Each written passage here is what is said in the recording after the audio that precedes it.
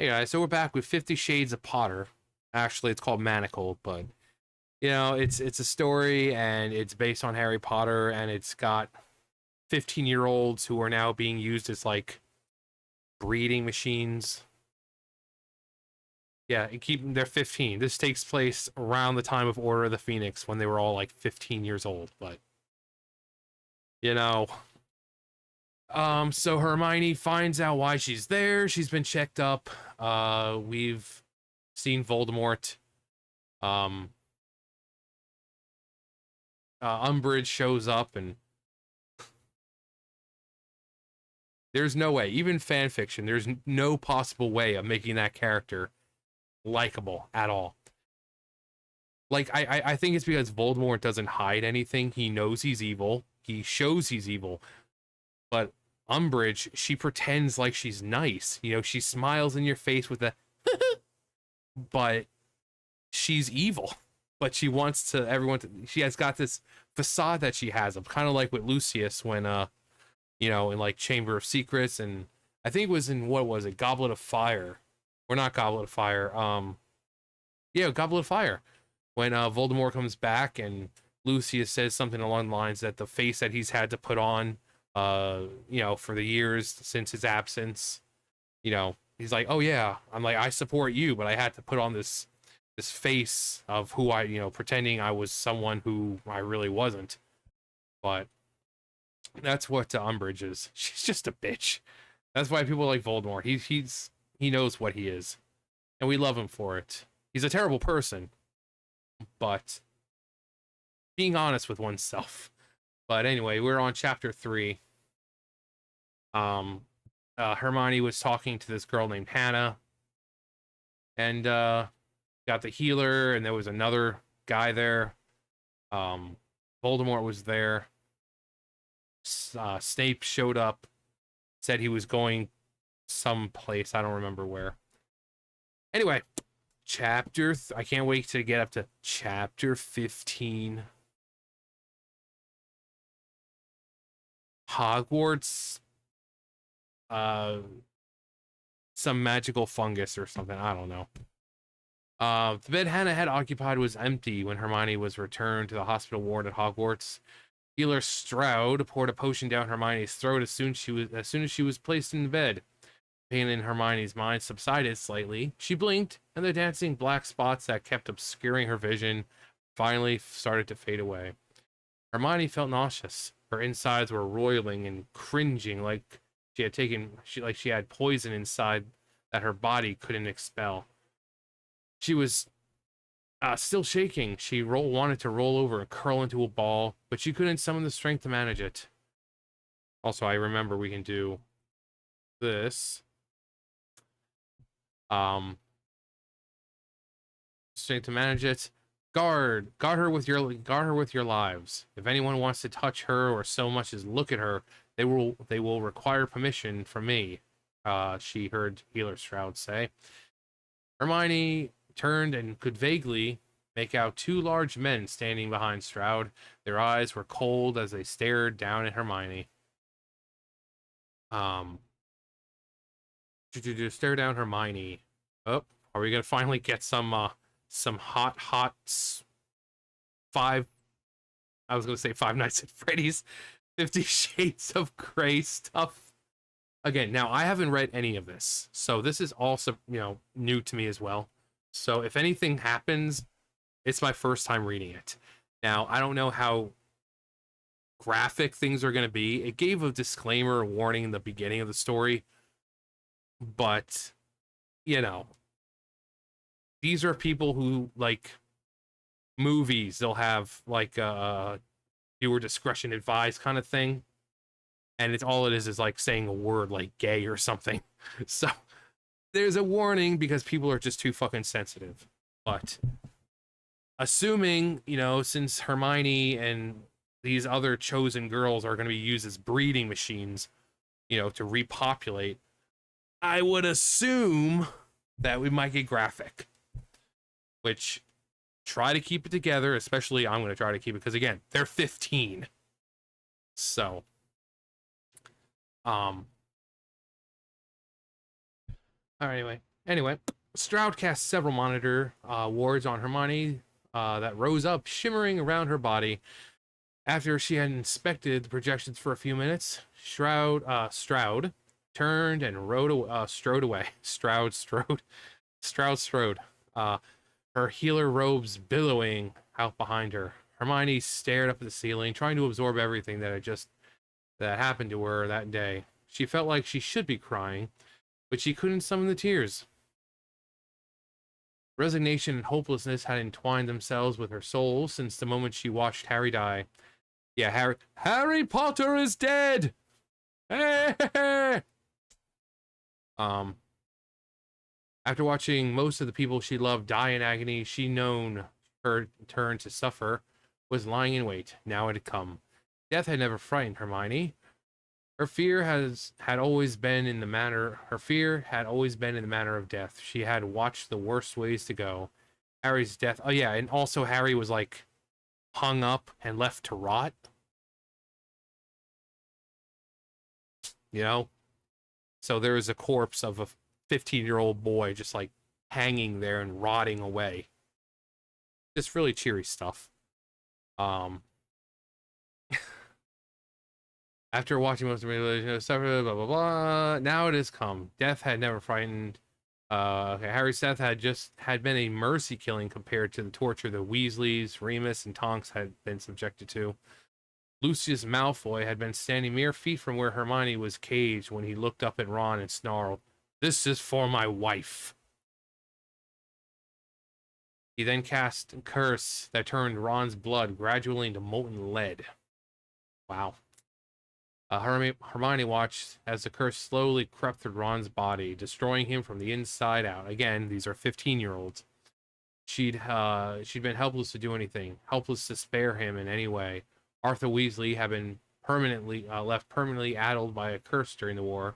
He cried, not understanding why he was in pain or why he was dying. They had left Molly for last, so she'd watch all her children die.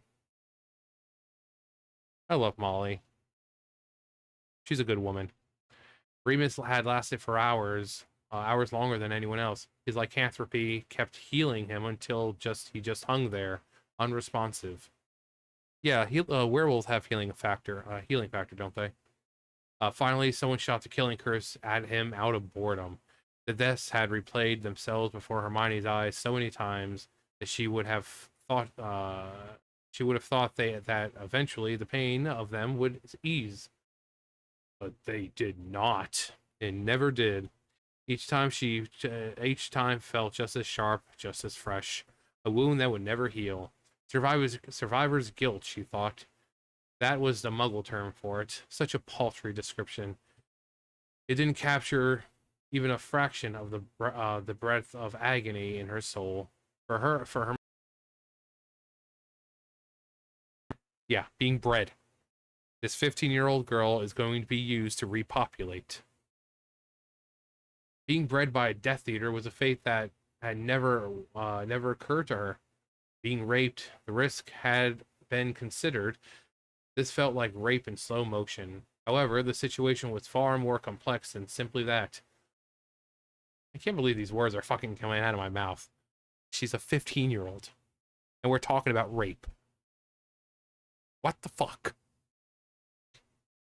However, the situation than that, whatever she had hidden in her mind, it had been important. More important than anything else. She couldn't let it fall into Voldemort's hand. She wasn't afraid of having her corpse rot in the Great Hall. The fate of her was nothing compared to giving up what she was protecting, or compared to being raped and forced to carry a child that would be torn from her the moment it was born. Escaping, if realized, was likely a luxury she couldn't afford to pursue. The important thing wouldn't be to die quickly, before she could be stopped and kept from further attempts. She lay quietly in the bed and schemed. Meow. Meow. The days passed slowly. None of the prisoners brought into the hospital wing dare speak to Hermione while the guards constantly beside her bed. Healers arrived several times a day to appraise and treat her. They took vials of blood and bit of hair away for analysis. A therapist arrived to treat Hermione for the torture, for the tremors. Eventually, most of the intermittent spasming stopped. Hermione's fingers still tended to twitch spastically at unexpected sounds. She wasn't she wasn't used to noise anymore. Yeah, she was like in a sound deprivation room where it was dead silence. There was like literal no sound at all. So she remembered life being full of noises in the past, in classes, at meals, in the hospital ward, after battles. Now any unexpected sound caught her off guard. The banging of a door or a clatter of boots. Sound waves from them felt like a physical sensation of her on her flesh. She twitched. The nervous mind healer came frequently with healer Stroud to examine Hermione's brain and psychological condition. There were concerns about her overall stability. They'd cast simulation spells on her brain to see how she'd react to crowds, tight spaces, physical contact, and gore. If she was going to mentally snap, they wanted her to do it in the hospital wing. Well, if you're going to mentally snap, might as well do it in a hospital wing. You know, like if you're going to get shot, do it in a hospital. A wise man once said that. Um, Apparently, despite the twitching, Hermione was regarded as stable enough. Just stable enough. When most of the severe torture tremors stopped after 4 days of therapy, they decided she was ready for training. On the fifth day, she was released from the hospital wing. The guards took her straight to the Great Hall. No, what was... No! No! There were rows and rows of chairs arranged facing the front of the hall. The chairs were filled with women dressed in drab gray dresses. Women dressed in drag. Umbridge, oh boy. Umbridge was standing on the platform in the front, speaking with a saccharine cheer. Saccharine cheer. Why is she even here? Is she going to die? Because that'd be great. No one likes this bitch. She was dressed in a subdued shade of pink. 50 Shades of Pink. With a large pendant hanging from her neck. A bolo? Yeehaw! One of her hands was heavily bandaged. Yeah. Yeah, that was from, I think, the last chapter. You have been chosen to help build the future that our Dark Lord has envisioned. You have been granted the privilege of bringing it forth, she said. It simpered. She's a simp. You are the few found worthy of it. Umbridge sounded mechanical, staring down at the girls with eyes glistening with hatred, because that's all she was.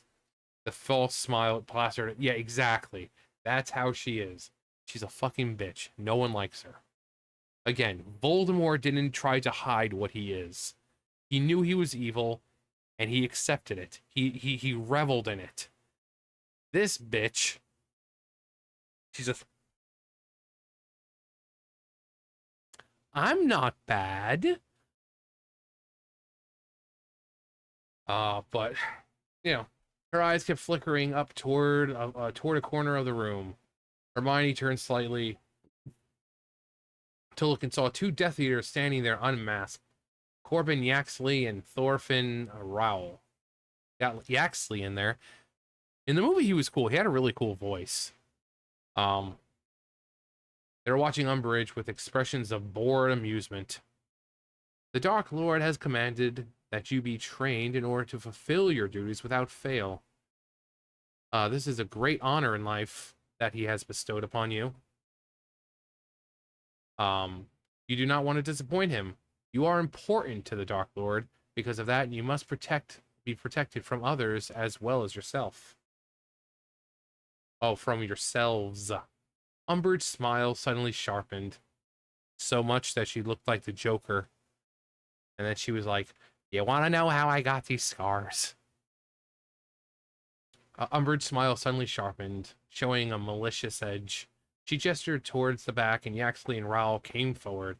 Umbridge turned to the prison guards lined up along the wall. Stun them all. Be thorough about it. You really need that many people to stun a couple of fucking 15-year-old girls? Like, come on. Come on. A few of the seated women cringed or tried to shy away, but most of them barely moved as the guards started hexing them. They were hexed girls. I'm gonna put a spell on you. I'm gonna put a spell on you. Their bodies slumped down in their chairs or fell forward onto the ground. Hermione was standing toward the back. She watched the girls fall. She recognized a handful of them. Hannah Abbott, who we saw, Parvati Patil, Angelina Johnson, Katie Bell, Cho Chang, and Ramilda Vane. So for people who don't know, Hannah Abbott was the one we saw the last chapter. Katie Bell was the one in what was it? Half-Blood Prince, who was cursed with she had the necklace that was supposed to be for Dumbledore. Angelina Johnson. I think we only see her once, or at least in the movies we only see her once. In I think Goblet of Fire, when one of the Weasleys asks her to the Yule Ball. Cho Chang. And Ramilda Vane. And Ramilda Vane was the one in Half-Blood Prince who was with the card with the chocolates and the love potion in it. And then Ron ended up eating them. And then for some reason, he found himself just smitten with Ramilda Vane, despite him not knowing who she was. And then that's when Harry took him to Slughorn.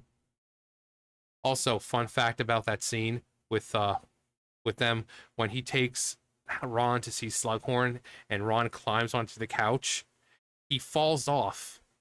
That wasn't actually part of the thing. That was actually just, someone not able to keep their balance. That was Rupert just kind of messing up, but they kept it in. But yeah, that wasn't written in. He actually did fall.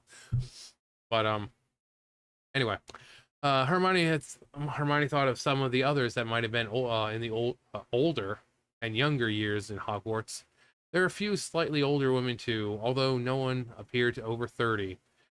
They were nearly 100 of them. Umbridge saw Hermione standing toward the back. Stun her too, Umbridge said, glaring venomously at Hermione. They hesitated.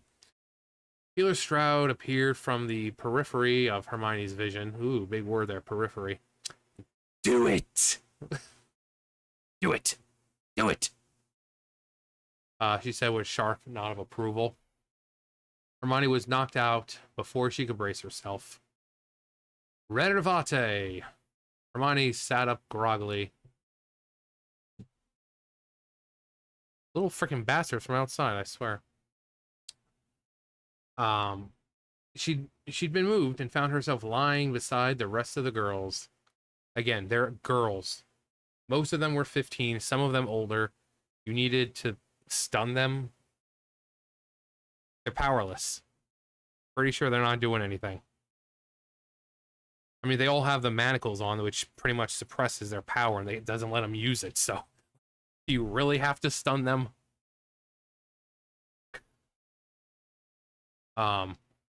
Actually, I think it says right there. They were laid out in rows. Some were still unconscious, and the guards went down the line, waking them up. Others were sitting up, staring at the manacles around their wrists. Hermione looked at her own. The magical bracelets looked different, a bit wider, and now without any clasp. A perfect circle of copper wrapped around each wrist. Yeah, the copper is used to kind of like absorb magical energy, so if they were trying to use any kind of spell, the copper of the manacle would just suck it up and absorb it. Kind of like what it does with, like electric and stuff like that. It kind of holds it in, absorbs it. So, property of a high reeve was engraved into the shining surface of both of the manacles. Of greater concern to Hermione was the cold object beneath the metal that she could feel pressing slightly against her inner wrists. The manacles were so closely fitted she couldn't peer under to discern what it was. It was clear the reason they had been stunned in the first was in order to remove and replace the manacles. Well, that would make sense, because if the manacles get removed, They could just like disapparate, and then they'd be a bitch to catch. But you know, guess they're just planning ahead. Um, Presumably with something worse than what they had already, what what they already had been. The clock on the wall indicated the hours had passed since the stunning had started. Whatever the process had been, it had taken time. A large table had appeared in the grand hall, covered with weapons. Couldn't have been a more obvious trap. Everyone stood cautiously and just stared. Come forth, Umbridge said in a coaxing voice, beckoning from beside the table. Come on, come see. No one moved. Umbridge looked disappointed. What, you don't want to play with the fancy weapons? Well, how about the fancy weapons play with you? um, she had clearly, okay, she clearly hoped someone would be foolish enough to rush toward the table and try arming themselves. You there, come here. Umbridge pointed to a girl in the crowd. Hermione thought the girl might have been in Hermione's year. Mafalda, she thought, from Slytherin. Mafalda.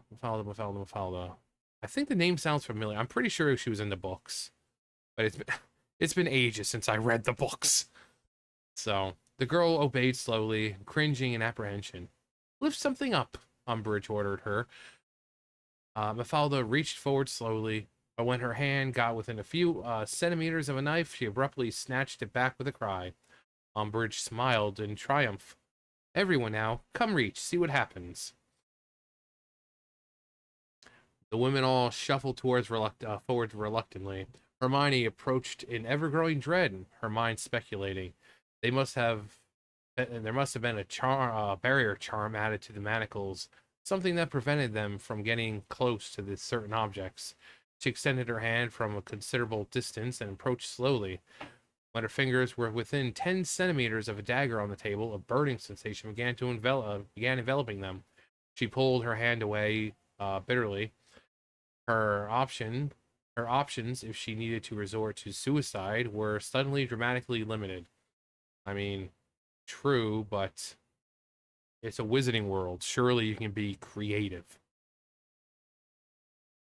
Or just do things the old-fashioned way. Muggle, Muggle solutions. Wizards never expect it. Like, if they is like, don't bring a wand to a gunfight. You're gonna lose. But they don't think about that stuff. She surveyed the various items: crossbow bolts, knives, swords, axes, kitchen knives, letter openers, even large steel nails. Were they 9-inch nails? I'll see myself out. The spell work to create the punishing barrier appeared to have been comprehensive. She cataloged each item carefully. That couldn't be all the new manacles did. Inlaying a barrier charm was simple enough magic. There was something more complex about the new set. Hermione looked down and fidgeted them again. These new bracelets will keep you safe and ensure the households you are sent to can take good care of you. The head of each household will carry a charm that allows them to always find you. It's GPS. And know if you are ever in danger. Given, Umbridge smiled sweetly, the danger is volatile nature common among muggles. They will keep you from committing any acts of violence on anyone, including yourselves. They will help you to unwaveringly obey the Dark Lord in this generous opportunity he has given you. Several women were audibly sobbing. These are such important wizards that you will be serving, after all. You won't want any mistakes or accidents inconveniencing them. A barrier charm. I'm so tired of these things. You kill one, it's having the window open all the time. You know those little, what they call like drain flies that usually come up through the drains? No, my window's open and they come in through the fucking screen. And then one gets in, and then suddenly there's like 4 or 5. Luckily, there was only like one, but it took me a while to kill little bastard. I can't stand summer. I really can't. It's like 90 degrees today. But um a barrier charm, possibly some kind of compulsion spell, and paired with a monitor enchantment. That was what Hermione felt under the manacles. A monitor piece tracking her physical well-being. Monitor enchantments were commonly used in psych wards of hospitals to alert healers when patients were likely to injure themselves or act out. They tracked the heart rate and hormones, picking up spikes and surges. That's pretty useful. And hormones especially. It's living in the wizarding world, if you're someone who wants to get pregnant or something, you know, it'd be easier to know when the perfect time is due to magic. So, um, picking not 15-year-olds, so like consenting adults, couples wanting to have a child, it'd be good for them. Again, these people are 15. It wasn't mind reading. Oh, right. Complex ones even tap slightly into the consciousness. It wasn't mind reading exactly, but it gave an impression of the wearer's state and inclinations. Trying to commit suicide or escape without any type of weapon, trapped under a sort of compulsion spell, without any mental indication or spike in heart rate, it would be nearly impossible. Hermione stood frozen in the Great Hall as she absorbed it. The days merged together into a haze of dread. They were trained. Umbridge would hold what looked like a small lantern and issue an instruction. When she finished speaking, the lantern would glow slightly and manacles would grow warm as magic sank in, ingrating compulsions into their mind. It was done gradually. It seemed that each instruction needed time to take root in their psyches, to mold their behaviors. You will be quiet. You will be obedient. You will not hurt anyone. You will not offend the wives. You will not resist when bedded. After being bedded, you will not move for 10 minutes. You will do everything to get pregnant quickly and produce healthy children. You will not have sex with any man but the one designated. They're 15. They're fucking... I swear I need fucking alcohol for this. You guys feel weird listening to it? Imagine the one reading it. As the days passed, Hermione could see the effect of the instructions on the other women. They grew quieter and quieter. During the first few days, they were hushed whispers all at night. By the third day, the rooms were mostly quiet, aside from muffled sobbing. Hermione was kept slightly apart from all the others. There was always a guard flanking her. Umbridge stayed far away from Hermione, even although her eyes would flash toward Hermione in triumph each time a new compulsion was laid. Whatever the dark magic being used to enable the compulsion spell was, it was delicate. With each new instruction, the healers would sweep in and run diagnostics over the girls. One day, one of the girls abruptly snapped and stood up screaming. She seized her chair and whipped it up into the air before smashing it down onto a woman beside her. Well, that's not good. By the time the guards had stunned the screaming girl and dragged her away, the woman's shoulder was shattered. There may have been further instructed plans, but after that event, Healer Stroud decided that what had been programmed was sufficient. Like, this is okay. This is fine. There's nothing wrong with this. Hermione lay in the dark each night and plotted. If she couldn't escape, her best hope would be of dying at wand point of the High Reeve. But that wouldn't be easy. You'd have to really provoke the guy. Call him some kind of muggle name. That'll piss him off. He was, from what Hermione had been able to gather, very quick to murder. If she could provoke him to act without thinking, he might kill her before he could stop himself. If she succeeded, Voldemort might then kill the High Reeve, making the world a better place by far. She would have to be quick about it, clever. If he were as good as legitimate as Snape claimed, the High Reeve would find the intention in her mind. Perhaps it wouldn't matter. Someone so hate-filled, they were probably far quicker with their emotions and their reasons. She could use that to her advantage and draw a noose around both their necks. Strip, Umbridge said several days later. Hermione wasn't sure if there was compulsion or merely the futility of resistance that caused her to obey automatically. Probably both. She, along with the rest of the women, unbuttoned her drab gray dresses and pulled off their undergarments. They're 15. They stood shivering in the cold room. There were 72 of them. 20 had been pulled by Healer Stroud out of concern they'd snap like the screaming girl had. Looking out for people's shoulders here. They all stood nude, but for the shining copper bracelets on their wrists, holding in on themselves to hide their bodies from the leering appraisals of the guards. Dressed in these, with a flick of her wrist, Umbridge unfurled a large pile of clothing. Bright scarlet dresses, oh boy. Handmaid's Tale.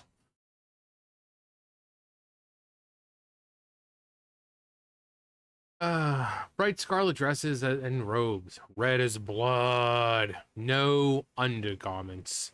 Hermione was thin enough that she barely missed having a bra, but the lack of underwear was keenly felt like a raw nerve. And these for the winter chill, Umbridge said, smirking as she unfurled another pile of clothing, wool thigh-high stockings. Then Umbridge added a pile of white bonnets. White bonnets, you say? Sounds familiar.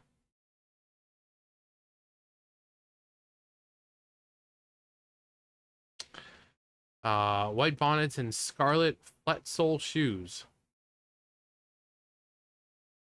Hermione put on everything. The bonnet was last. The wings of it blocked her peripheral vision almost entirely, muffled her hearing. She could only see straight ahead. If she wanted to look at anything to the left or right, she had to turn her around overtly. What's that over there?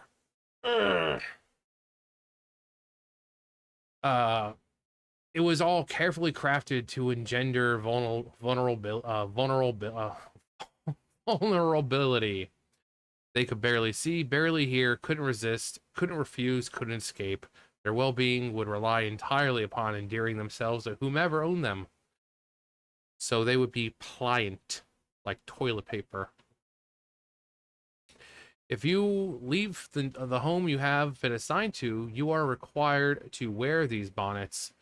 You are not to be looked at, Umbridge commanded. Well, you can't stop other people from looking. Saying not to look at other people, that's one thing, but you can't stop other people from looking at you. Unless you just like, don't look at me. You'd like start hissing at them or something. This is the end of my training for you. I cannot wait to see the children brought forth. Umbridge's eyes were locked on Hermione's face, the hatred in them so thick Hermione could almost feel it glazing on her skin. Glazing like a donut. Umbridge smiled a cold, gleeful smile, and then turned and left. Someone brushed Hermione's arm.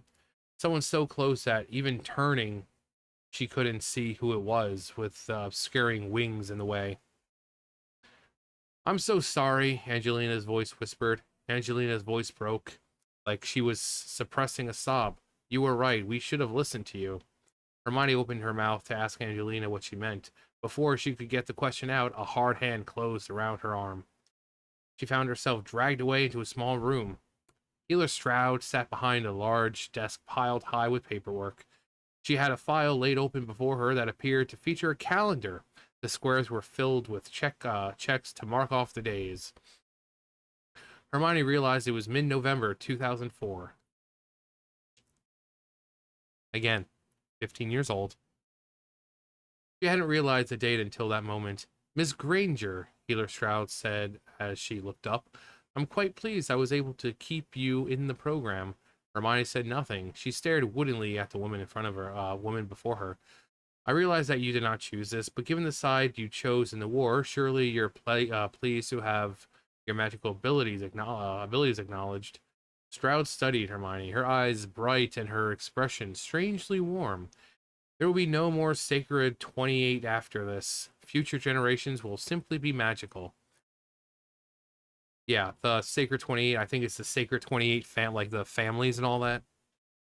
Um, yeah, I think so. Let me hang on. I think it was sacred 28 was meaning the families of like pure blood. Yeah, the sacred 28, according to the author of the Pure Blood Directory, widely believed to have been cantankerous, not the 28 British families that were still truly pure blood by the 1930s. So, yeah. This future will simply be magical. I'm certain you can see the advantage to it. Hermione stood there, marveling internally at the twisted logic the woman before her employed to clear her conscience. It took her several seconds to realize that the reply was in order, judging by Stroud's expression. Expected. You're sending me off to be raped, and you want me to see the advantage of it? She finally said, arching her eyebrows up. Healer Stroud's eyes flashed briefly and grew cold. I am not responsible for all the decisions regarding security. It may surprise you to hear it, but I am quite invested in your health and happiness. Even if I were sterile? She's like, ho ho. Avada Kedavra! Time to kill them ovaries. Get your tubes tied, girl. Magically. Hermione looked up and down and studied the upside down calendar, trying to read the numbers and ascertain the exact date. The bright white paper blurred in her vision and made her eyes ache. Kind of like this is doing for me right now. It's making my eyes ache, and my brain and my heart. Because again, they're 15. Healer Shroud rolled her eyes and sighed. Clearly, there's no reasoning with you. You stupid girl. You are still too emotional about everything. Perhaps someday, a witch with your intelligence will come to appreciate what I'm trying to do. Hermione said nothing. She squinted and tried to read the calendar again. Her fingers twitched. Healer Stroud dropped the file on top of the dates and stood up. Hermione looked up. The Dark Lord is eager for you to be under the supervision of someone capable of monitoring your memories. I had requested an extension in order to see how the training affects you, but you'll reach the window of your fertility in a few days, and the Dark Lord wants you pregnant as soon as possible.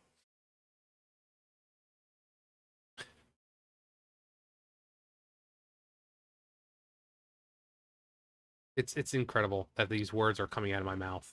Like, seriously. You want to know what's worse? The fact that they came out of someone's mind.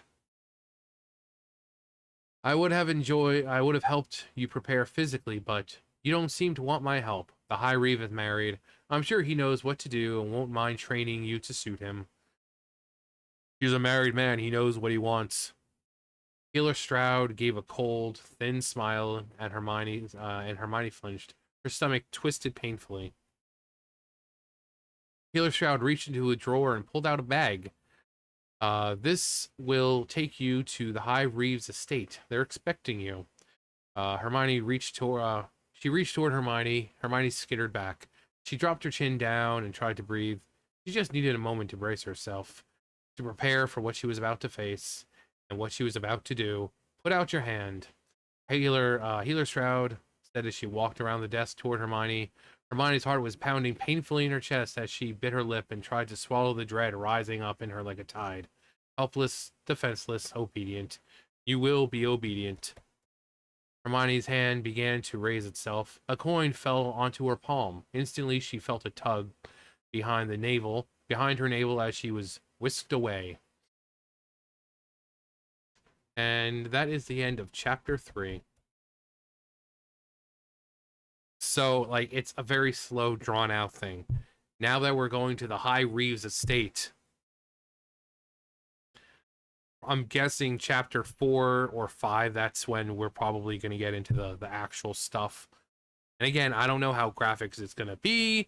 If you're a person who's sensitive to shit like that, then what the fuck are you doing watching me in the first place? What the fuck are you doing? Get out of here. You're still here? It's over. Go home. Go.